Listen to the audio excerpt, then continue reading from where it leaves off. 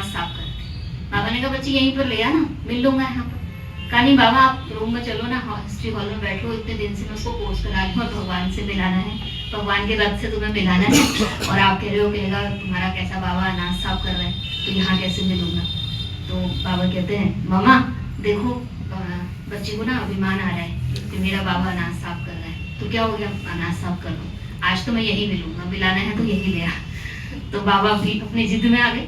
तो दादी कहती अब क्या करती, तो बाबा ने कहा यही ले, यही मिलना है। तो इतनी अच्छी कोई आत्मा थी, उसको लेके आई।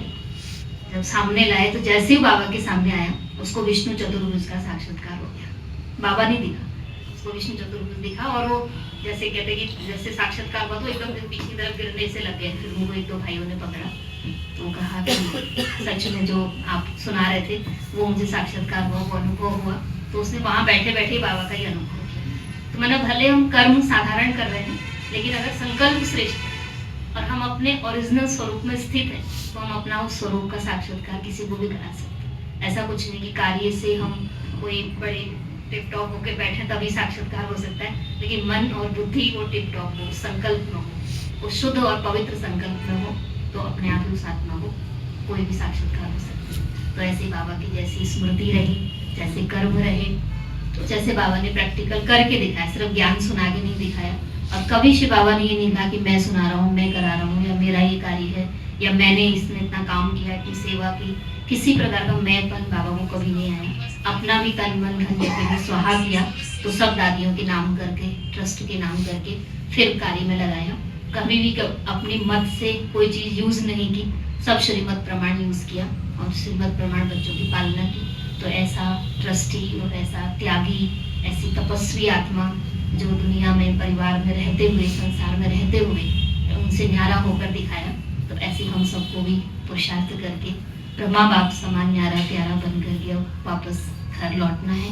अब लौटने का समय प्रैक्टिकल में भी बहुत नजदीक आ चुका है, इसलिए तैयार रहना है। कभी भी संसार में कभी भी कुछ भी हो सकता है, कोई भी सीन सामने आ सकता है। और एक लक्ष्य हम सभी को ये रखना है कि जो सामने बात आ रही है, तो कोई भी बात मेरी परीक्षा देने के लिए आ सकती है और किसी प्रकार का भी आ सकता है।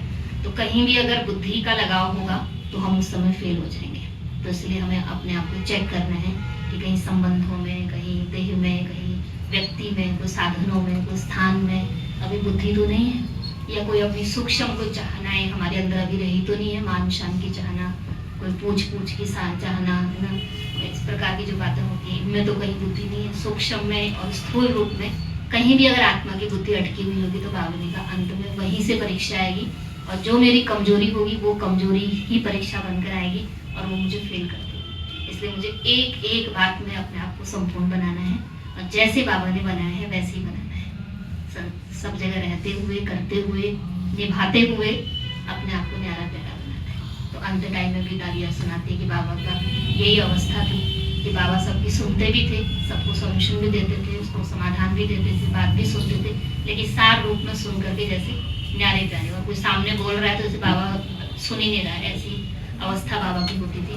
मैंने बाबा की याद में अंत टाइम में मस्त रहा करते थे, सब कुछ करते हुए।